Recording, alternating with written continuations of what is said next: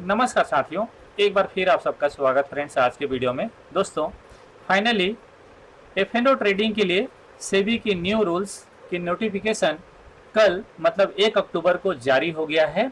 मतलब अब से न्यू रूल्स लागू हो गए हैं एफ&ओ ट्रेडिंग के लिए। ये रूल्स क्या है थोड़ा थोड़ा आप लोगों को पता होगा, क्योंकि सेबी ने एक कंसल्टेशन पेपर जारी किया था जुलाई में, जिसके बारे में हमने भी कवर किया था, आप लोगों को हमने इसके बारे में बताया था और क्या इम्पैक्ट आएगा इसके बारे में भी थोड़ा डिस्कस किए थे।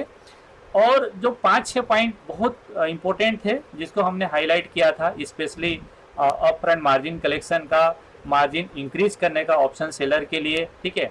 ये सब कुछ पॉइंट 5-6 पॉइंट जो हैं जो एज इट इज सेबी ने लागू की है। चलिए इसके बारे में वन बाय वन करके समझते हैं। हालांकि ये रूल्स अच्छे तो बिल्कुल भी नहीं लग रहे हैं, लेकिन दोस्तों बात वही है ना कि अगर रोड में चलना है तो ट्रैफिक रूल्स बदलते रहेंगे, आपको फॉलो करना पड़ेगा, हम सबको फॉलो करना पड़ेगा, चाहे हमको अच्छा लगे या ना लगे। तो ना चाहते हुए भी इस रूल्स को हमें फॉलो करना पड़ेगा। हालांकि फिर कहूँगा ये थोड़ा तकलीफ भरा है और शायद बाजार भी इसको पसंद शुरुआत में तो नहीं करेगा। इसका रिएक्शन भी आपको कल मार्केट में देखने को मिलेगा, शायद बाजार नेगेटिव हो।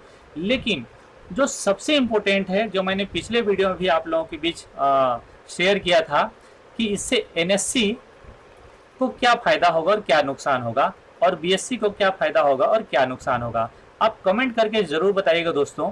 क्योंकि एनएससी का आईपीओ भी आने वाला है, तो इसके ऊपर भी थोड़ा अपन बात करेंगे, ठीक है।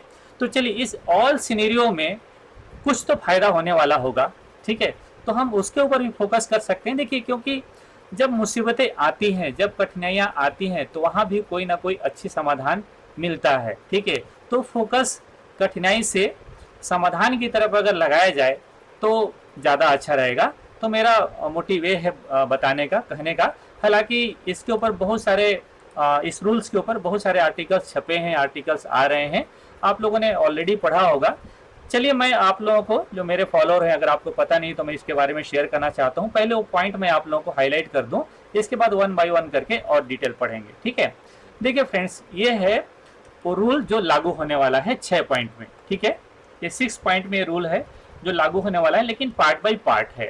कुछ रूल्स 1 फरवरी से लागू होने वाले हैं, एक है जो 1 अप्रैल से लागू होगा, और कुछ रिसेंट लागू होने वाला है वो 20 नवंबर से, ठीक है। ये तत्काल लागू हो सकते हैं, अभी से 40-50 दिन का टाइम है वैसे, ठीक है, मोटा मोटा। तो ये क्या है फ्रेंड्स, देखिए, up front collection of option premium from buyers, ठीक है, ऑप्शन बायर्स के लिए है। ये 1 फरवरी से लागू हो जाएगा, ठीक है। मतलब ऑप्शन बायर को भी अप फ्रंट मार्जिन पे करना पड़ेगा, जैसे ऑप्शन सेलर करता है। थोड़ा और डिटेल अभी समझेंगे, ठीक है। और removal of calendar spread treatment on the expiry day को कैलेंडर स्प्रेड बना के, ऑप्शन स्ट्रेटेजी में बहुत सारे ऐसे स्ट्रेटेजीज बनते हैं जो इस एक्सपायरी को सेल करके अगले एक्सपायरी का बाई कर लेने से मार्जिन बहुत कम लग जाता है, ठीक है। तो ये भी 1 फरवरी से लागू होगा, मतलब तत्काल लागू होने वाला नहीं है, 2025 से, ठीक है। Intraday monitoring of position limits, ये बहुत इंपॉर्टेंट है, ठीक है। इसके ऊपर मैं ज़्यादा फोकस करूंगा, ज़्यादा बात करूंगा, ठीक है। ये 1 अप्रैल 2025 से लागू होने वाला है, मतलब सबसे बाद में यही रूल्स लागू होंगे, ठीक है। Contract size of index derivative, ठीक है। ये इंडेक्स डेरिवेटिव के लिए, इक्विटी डेरिवेटिव के लिए नहीं है। मतलब जैसे टाटा मोटर्स के एफ&ओ ट्रेडिंग के लिए नहीं है, रिलायंस के एफ&ओ इंस्ट्रूमेंट के लिए नहीं है, ठीक है। ये केवल इंडेक्स डेरिवेटिव के लिए है, ओके, जो 20 नवंबर से लागू होगा। और rationalisation of weekly index derivative product, ये बहुत इंपॉर्टेंट है, इसके बारे में भी थोड़ा सा ज़्यादा फोकस करेंगे अपन, जो 20 नवंबर से लागू होने वाला है, मतलब आज से 40-50 दिन बाद। Increase in tail risk coverage on the option expiry, ये थोड़ा बहुत इम्पैक्ट तो नहीं पड़ेगा, बट ठीक है, इसके बारे में भी थोड़ा बात करेंगे अपन, ठीक है। चलिए, तो फ्रेंड्स मोटा मोटा ये है कि 6 रूल्स लागू होने वाले हैं। ये वन बाय वन करके लागू होंगे, एक साथ ही सब लागू नहीं होंगे, तो थोड़ा एक्सचेंज को इससे रिलैक्सेशन जरूर मिलेगा, ठीक है। थोड़ा समय मिल जाएगा प्लान करने के लिए, एक्सरसाइज करने के लिए, ठीक है। चलिए इनके बारे में थोड़ा और डिटेल पढ़ते हैं फ्रेंड्स, ओके। तो सबसे पहले अपन टॉप में चले जाते हैं। ये पेपर आप लोगों को शायद मिला होगा, नहीं मिला होगा तो मैं अपने टेलीग्राम चैनल में शेयर कर दूंगा फ्रेंड्स। जितने लोग टेलीग्राम चैनल में ज्वाइन नहीं है, आप वीडियो के डिस्क्रिप्शन में लिंक है, ज्वाइन हो सकते हैं, ठीक है। चलिए, तो सबसे पहले आते हैं फ्रेंड्स हम लोग फर्स्ट पॉइंट पे, ठीक है।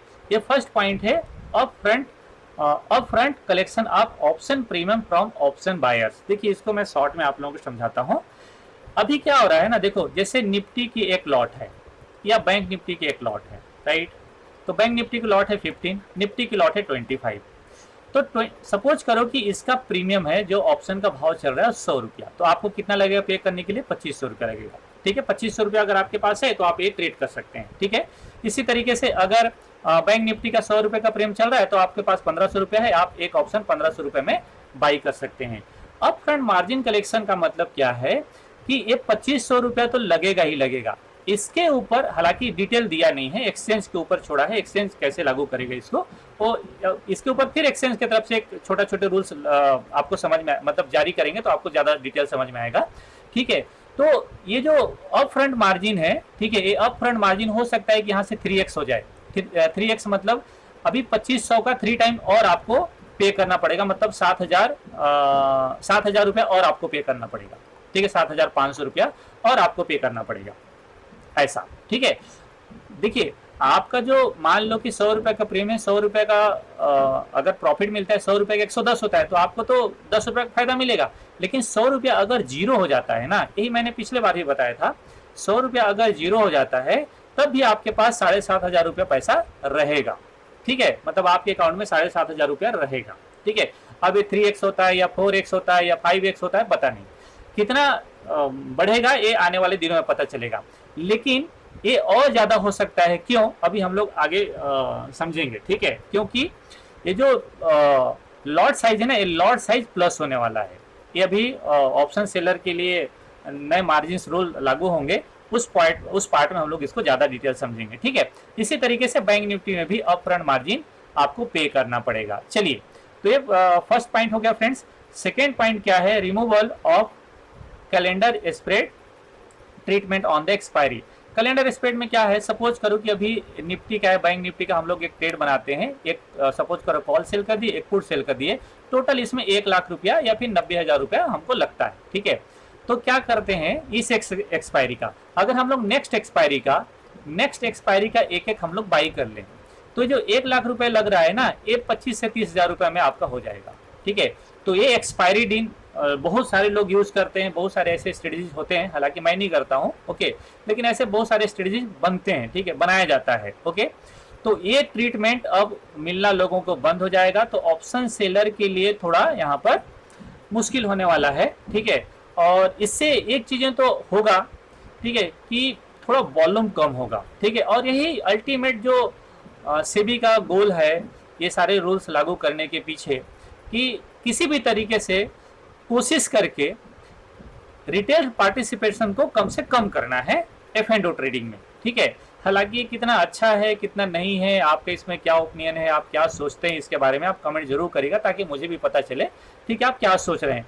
हालांकि ऐसा मैं मान रहा हूँ कि अच्छा तो बिल्कुल भी नहीं सोच रहे होंगे, मन में बहुत सारे मतलब अच्छे विचार उत्पन्न हो रहे होंगे, समझ रहे हैं आप। ठीक है, तो ये होगा फ्रेंड्स, ये 1 फरवरी से लागू होने वाला है। ठीक है, चलिए अब intraday monitoring of position limits, ये है दोस्तों, इसके ऊपर मैं डिटेल ज्यादा बात करना चाह रहा था। मैं आप लोगों को बोला था स्टार्टिंग में ही कि intraday monitoring of position limits ये बहुत इंपॉर्टेंट है। बहुत इंपॉर्टेंट क्यों है? क्योंकि देखिए अभी जितने भी डिस्काउंट ब्रोकर हैं, ठीक है, ज्यादातर क्लाइंट्स इन्हीं के हैं। ठीक है, जैसे जीरोधा है या अपस्टॉक्स है या फिर धन है, राइट, और या फिर एंजल वन है। ओके, तो इनमें क्या होता है ना कि जो ट्रेडर हैं इनके सबकी एक लिमिट होती है, इनकी क्या है, सबकी एक लिमिट होती है, उस लिमिट से ऊपर जाना नहीं चाहिए। ओके, अभी क्या हो रहा है कि चेक होता है इनकी लिमिट्स, कई बार इनके लिमिट्स ना दिन में ब्रीच हो जाते हैं, उससे जितना इनकी लिमिट्स उससे ज्यादा पोजीशन बन जाते हैं, लेकिन ये चेक होता है इवनिंग में। ठीक है, तो इसलिए उनके ऊपर कोई कार्रवाई हो नहीं पाती है, उनके क्लाइंट्स के ऊपर कोई कार्रवाई हो नहीं पाती है। अभी क्या करेगा इस न्यू रूल्स के तहत, अभी एक्सचेंज इसको दिन में 3 या 4 बार, ठीक है, 4 बार स्नैपशॉट लेगा। इसके बाद क्या करेगा कि अगर आपके पोजीशन, जैसे सपोज करो कि जीरोधा, ये मेरे को लगता है जीरोधा के ऊपर ज्यादा असर पड़ेगा क्योंकि इसी के क्लाइंट्स ज्यादा हैं। ठीक है, और कई बार हम देखते हैं, मैं भी कई बार ट्रेड करता हूं तो मार्जिन एक्सीड हो जाता है, फिर मैसेज आता है कि भाई आपका मार्जिन 100% से ऊपर जा चुका है, प्लीज आप अपना पोजीशन क्लोज करिए, अदरवाइज हम कट कर देंगे, या फिर फंड ऐड करिए, ऐसा। ओके, तो कई बार हम लोग कम करते हैं।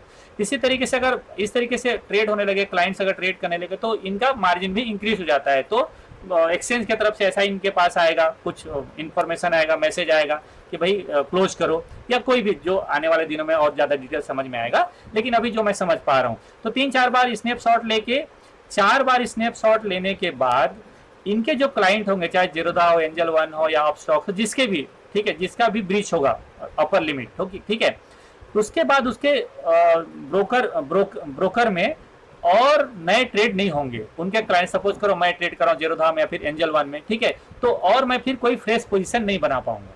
जो मेरा पोजीशन है उसको मैं कट कर सकता हूँ, उसको क्लोज कर सकता हूँ, ठीक है, मैं रिड्यूस कर सकता हूँ, सारे फैसिलिटी मिलेंगे, लेकिन मैं और नया फ्रेश पोजीशन उस दिन, उस टाइम पीरियड में मैं नहीं बना पाऊंगा।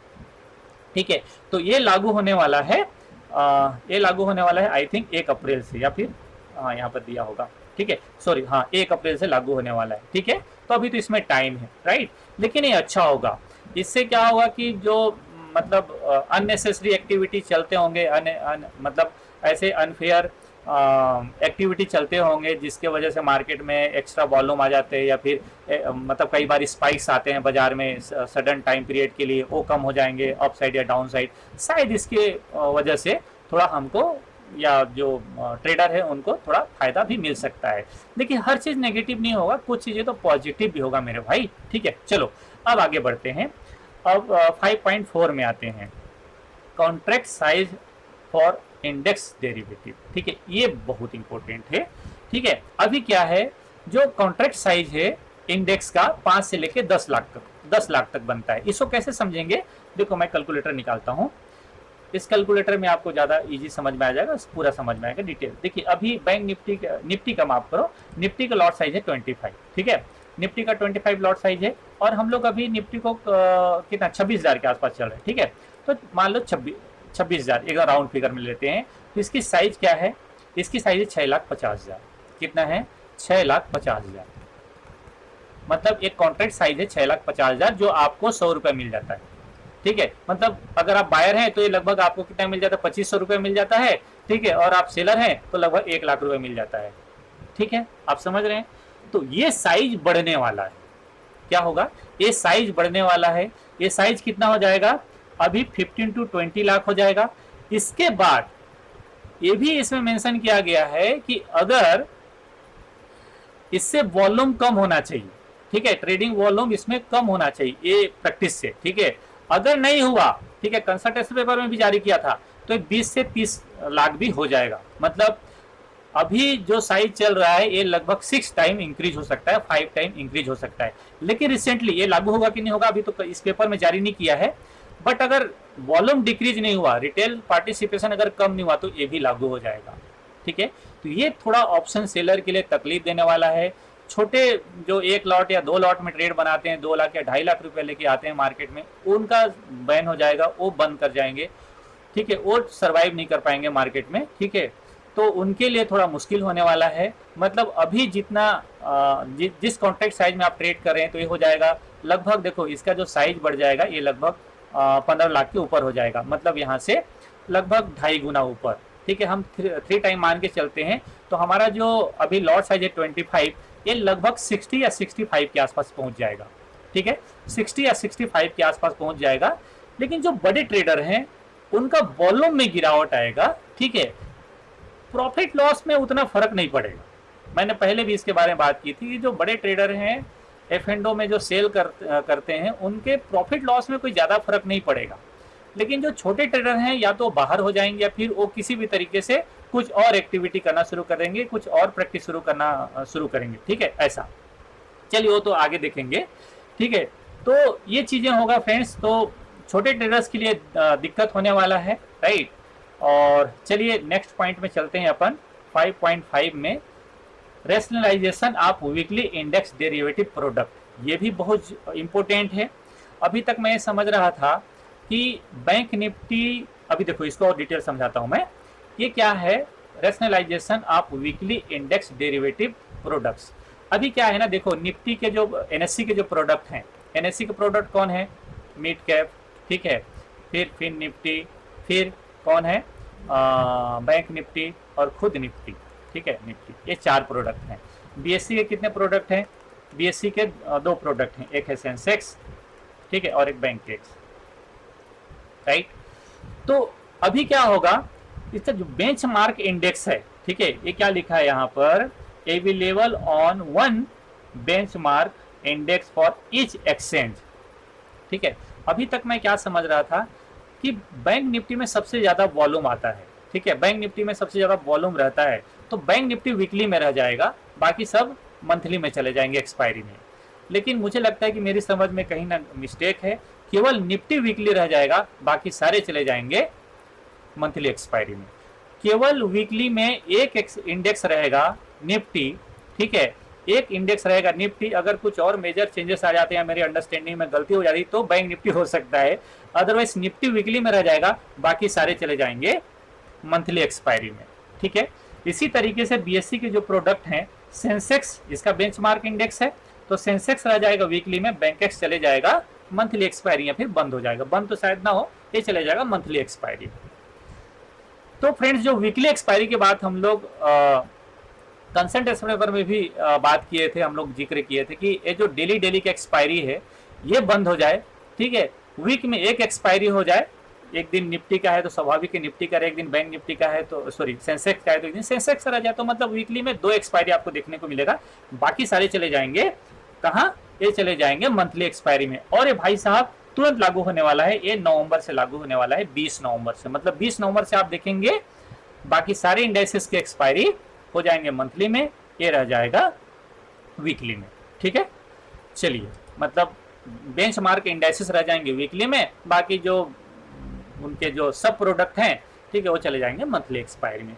Increase in tail risk coverage on the day of option expiry, ये बहुत इंपॉर्टेंट तो नहीं है, लेकिन हाँ ठीक है, एक्सपायरी के दिन नियर एक्सपायरी में थोड़ा रिस्क बढ़ जाता है, क्योंकि वॉलेटिलिटी बढ़ जाता है, तो नियर एक्सपायरी में 2% एक्स्ट्रा मतलब प्रीमियम आपको पे करना पड़ेगा। सपोज करो अभी 1 लाख रुपए पे करना पड़ता है, ठीक है, 1 लाख रुपए पे करना पड़ता है, तो इसमें आपको माफ करो, इससे प्लस 2% और 2,000 रुपए और पे करना पड़ेगा। तो आने वाले दिनों में हमें एक ऑप्शन ट्रेड करने के लिए अगर 3 गुना यहाँ पर हो रहा है, 1 लाख में अगर हमें एक ऑप्शन सेल करने के लिए मिल रहा है, तो 3 लाख में एक ऑप्शन सेल करने के मिलेगा, तो यहाँ पर 6,000 रुपया और प्लस हो जाएगा, ठीक है, 2% आपका और एक्स्ट्रा मार्जिन पे करना पड़ेगा, तो बहुत ज्यादा फर्क नहीं पड़ेगा, ठीक है। Extreme loss margin, ELM margin कहते हैं इसको, ठीक है, तो ये आपके लिए मतलब थोड़ा इम्पैक्ट पड़ेगा आपके ट्रेडिंग में, ठीक है फ्रेंड्स। तो इस तरीके से आपने यहाँ पर देखा कि कैसे कैसे लागू होगा। एक बार मैं फिर से शेयर कर दूं आप लोगों को कि जो ऑप्शन बायर्स के लिए है, ठीक है, ये कितना बढ़ता है, ये बहुत डिपेंड करेगा कि ऑप्शन बायर जो मार्केट में सबसे ज्यादा लूजर होते हैं अभी, ठीक है। देखिए, लॉस मैंने भी किया है और लॉस कर करके ही अपन सीखे हैं, हालांकि मैं ऑप्शन बाई करता नहीं हूँ, ओके, लेकिन लॉस किए बगैर कोई सीखता नहीं है। मोटा मोटा अब ये कहना है कि भाई 93% ट्रेडर आप आज के दिन पे F&O ट्रेडिंग में लॉस कर रहे हैं, ठीक है, और इनको बचाने के लिए या इनकी लॉस को कम करने के लिए ओके, सेबी का एक रूल, मतलब एक ये प्रोग्राम है, एक तरीके से कर सकते हैं कि एक उनका प्लान है कि किसी भी तरीके से रिटेल ट्रेडर्स की लॉस कम से कम हो, ठीक है, क्योंकि अल्टीमेट रिटेल ट्रेडर्स लॉस करते हैं तो बड़े ट्रेडर्स, ठीक है, जो HNI कैटेगरी के हैं या फिर इंस्टीट्यूशनल है या हेज फंड है, जो विदेशी हेज फंड है, जिन लोग बड़े पैसा कमा के यहाँ से रिटेल ट्रेडर्स के लॉस का पैसा कमा के बड़े लोग अपने यहाँ लेके जा रहे हैं, ठीक है।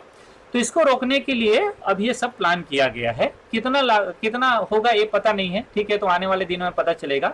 लेकिन अगर ये ऑप्शन बायर से अप फ्रंट मार्जिन ज्यादा कलेक्ट करने लगे तो क्या होगा ना, देखो सपोज करो कि अभी आपका 2,500 में एक लॉट ऑप्शन बाई हो रहा है, ठीक है, सपोज करो अगर ये 25,000 हो जाता है, एग्जाम्पल के लिए मैं कहता हूँ, अगर 25,000 हो जाता है तो क्या लोग 25,000 ढूंढ के नहीं लाएंगे?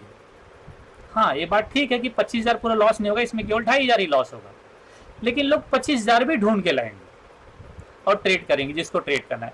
कम हो सकते हैं जो मतलब एक्सपायरी के दिन ट्रेड कर लिए, चलो 20 रुपए का ऑप्शन बाई कर लेते हैं, 5 रुपए का ऑप्शन बाई कर लेते हैं। मैं मिड कैप निफ्टी में, सेंसेक्स में ऐसे कई बार देखा हूँ और उसके वजह से नुकसान भी झेला हूँ कि 10 रुपए का ऑप्शन आ जाता है, वो भी 200 रुपया भी हो जाता है। मिड कैप निफ्टी में तो ऐसे अक्सर भी देखने को मिलता है कि मॉर्निंग में गिरा है अगर एक्सपायरी के दिन गिरा तो जनरली ऊपर चले जाता है, 5 रुपये 10 रुपये का प्रीमियम 200 रुपया भी मैंने देखा है, ठीक है। हालांकि मैंने अभी ऐसा कभी किया नहीं है, मैं कर भी नहीं पाया, ठीक है। तो ये अप फ्रंट मार्जिन किस तरीके से कलेक्ट किया जाएगा ऑप्शन बायर से, देखने वाली बात है। बाजार इससे थोड़ा डिस्टर्ब तो जरूर होगा, क्योंकि अगर ये नहीं रहे, ये भी बात है ना, हालांकि रिटेल ट्रेडर्स नहीं रहे तो वॉल्यूम तो गिरेगा ही गिरेगा, पक्का पक्का बात है, ठीक है। और रिटेल ट्रेडर्स नहीं रहे तो बड़े लोग जो पैसा कमा के जा रहे हैं वो कहाँ जाए, वो क्या करेंगे, ठीक है। तो उनका भी माइंड डिस्टर्ब होगा, इनका तो डिस्टर्ब होगा ही होगा। तो बाजार इसको शायद नेगेटिव ले स्टार्टिंग में, हालांकि जब तक ये लागू होगा बाजार अपना काम वाम करके, ठीक है, रिलैक्स हो चुका होगा, ठीक है। जब ये रूल लागू होगा तो तब बाजार शायद पॉजिटिव रिएक्शन देने लगे, लेकिन स्टार्टिंग में या 1-2 दिन में, आने वाले 1-2 दिन में थोड़ा बाजार इसके ऊपर नेगेटिव रिएक्शन देते हुए नजर आएगा, ठीक है। तो ये 1 फरवरी से लागू होगा। रिमूवल ऑफ कैलेंडर स्प्रेड की जो ट्रीटमेंट है ये 1 फरवरी से लागू होगा। इंट्राडे मॉनिटरिंग लिमिट्स, ये जितना जल्दी लागू हो उतना अच्छा है, मैं कहता हूँ, ठीक है। हालांकि मुझे ऐसा लगता है कि जीरोधा को सबसे ज़्यादा असर पड़ेगा इसका, ठीक है, क्योंकि इसी का लिमिट ज़्यादा इंक्रीज होता है, क्योंकि इसी के पास सबसे ज़्यादा ट्रेडर हैं, सबसे सस्ता भी है। तो शायद अगर 1-1.5 महीना में अपने को समझ में आ जाएगा, 2-3 महीना में समझ में आ जाएगा, तो 2-3 ब्रोकर में अपना डीमेट रखना पड़ेगा, पता चले ये बंद होगा दूसरा वाला तो कम से कम चालू हो जाए, ऐसा। तो थोड़ा सा अलग अलग ब्रोकर में अपना शिफ्ट करना पड़ेगा, ठीक है, वो पोजीशन को, राइट, या ट्रेडिंग को कर सकते हैं अपन। रेशनलाइजेशन आप वीकली डेरिवेटिव तो जल्दी ही लागू होने वाला है, कॉन्ट्रैक्ट साइज जल्दी लागू होने वाला है नवंबर को, तो बहुत टाइम है नहीं इसके ऊपर। चलिए फ्रेंड्स, ये हो गया रूल्स के ऊपर। अब मैं कुछ पॉइंट आपको शेयर करना चाहूँगा, ठीक है, जो मैंने पहले भी बात की थी कि देखिए एनएससी का जो प्रोडक्ट है, ठीक है, और बीएससी के जो प्रोडक्ट हैं, आपको पता है बीएससी ने 2023 मई के आसपास अपना एफ&ओ ओपन किया, तब बीएससी लगभग 450 के आसपास था, हम लोग इसी जगह बाई किए थे। आज बीएससी लगभग 4000 के आसपास चल रहा है। कितना शानदार रिटर्न दिया है, ठीक है, क्या शानदार रिटर्न बीएससी ने दिया है लोगों को, ठीक है। ये हमारे लिए बहुत ही बेनिफिट है, ओके। अब मैं कह रहा हूँ, देखो अभी सबसे पूरा मंथ, पूरा वीक तो एक घेर के रखा है, कौन, एनएससी। तो इसके जो फिन निफ्टी के वॉल्यूम जो मंथली में चले जाएगा, मिड कैप निफ्टी के वॉल्यूम जो मंथली में चले जाएगा, ठीक है, और बैंक निफ्टी के वॉल्यूम जो मंथली में चले जाएगा, ठीक है, ये दोनों का वॉल्यूम ना निकल के आ सकता है यहाँ बीएससी में। तो बीएससी का जो प्रॉफिट है ये डायरेक्ट जंप करेगा आने वाले वीक में, ये सॉरी आने वाले क्वार्टर में, ओके, क्योंकि बीएससी इससे अल्टीमेट प्रॉफिटेबल रहेगा। और अगर झटका लगेगा तो एनएससी को झटका लगेगा।